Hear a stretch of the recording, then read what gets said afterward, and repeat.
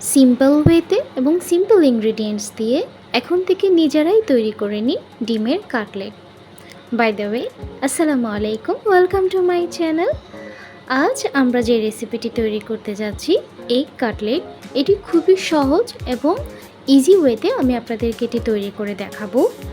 এটি তৈরি করার জন্য আমাদের এখানে লাগবে 3টা ডিম। আমি এখানে 3টা ডিম নিয়েছি, আপনারা আপনাদের পছন্দ মতো নিতে পারবেন। আমি এখানে ডিমগুলোকে গ্রেট করে নিচ্ছি একটা গ্রেটারের সাহায্যে।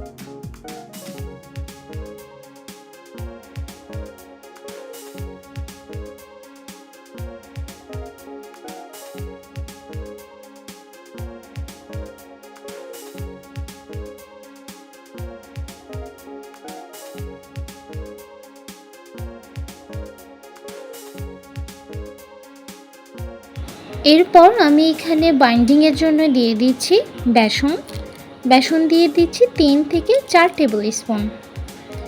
এরপর এটিকে ভালোভাবে মেখে নিতে হবে। মেখে নিতে যদি আপনাদের কোনো ধরনের অসুবিধা হয় তাহলে চাইলে আপনারা অল্প অল্প করে হালকা হালকা করে পানি দিতে পারবেন। পানি দিয়ে এটিকে ভালোভাবে মেখে নিতে হবে যাতে আমরা এটিকে কাটলেট বা কাবাবের মতো শেপ দিতে পারি। আই হোপ আপনারা সবাই বুঝতে পেরেছেন। আমি অল্প অল্প করে পানি দিয়ে এটিকে ভালোভাবে মেখে নিয়েছি যাতে এটি কাবাবের শেপ দেওয়া যায়। এরপর হাতের তালুতে অল্প করে তেল লাগিয়ে নিয়েছি যাতে কাবাবটি তৈরি করতে কোনো ধরনের ঝামেলা না হয়, দেখতেই পাচ্ছেন।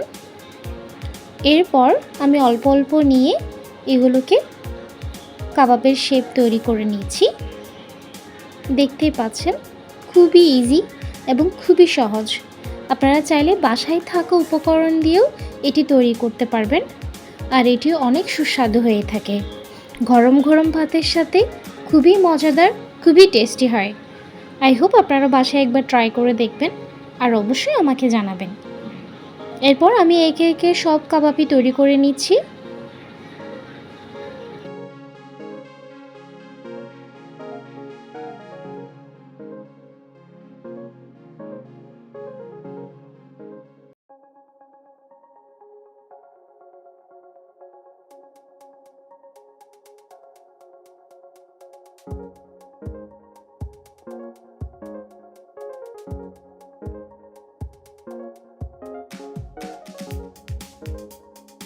একে একে আমার সব ডিমের কাবাবগুলো তৈরি করা হয়ে গেছে।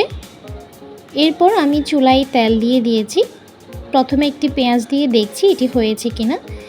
চুলার ফ্লেমটিকে আমি মিডিয়াম টু লো ফ্লেমে রেখেছি। এরপর আমি একে একে সবগুলোই দিয়ে দিচ্ছি, দেখতেই পাচ্ছেন।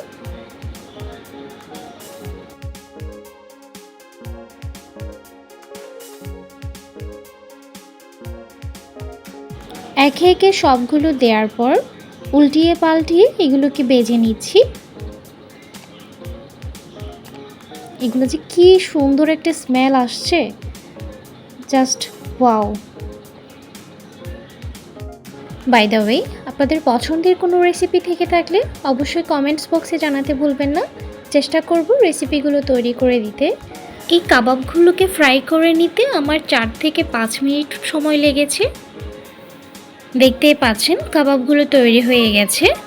এরপর আমি এগুলোকে তুলে নিচ্ছি। তুলে নেওয়ার পর আমি এটিকে আমার পছন্দ মতো ডেকোরেশন করে নিয়েছি হালকা একটু পেঁয়াজ এবং লেবু দিয়ে।